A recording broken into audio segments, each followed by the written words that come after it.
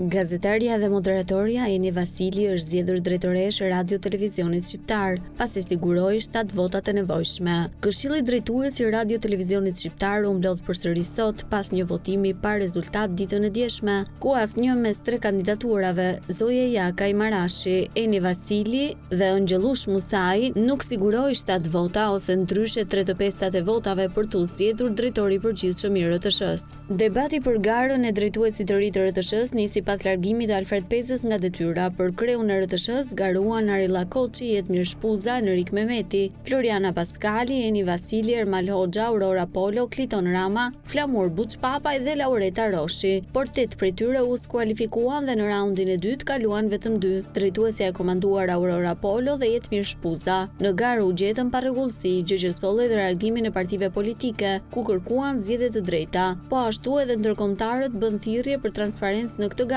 Pas kësaj ndërhyri Kuvendi i Shqipërisë, ku vendosi shkarkimin e Këshillit Drejtues të RTS-s dhe rinisjen e garës që solli për zgjedhjen e Vasilit.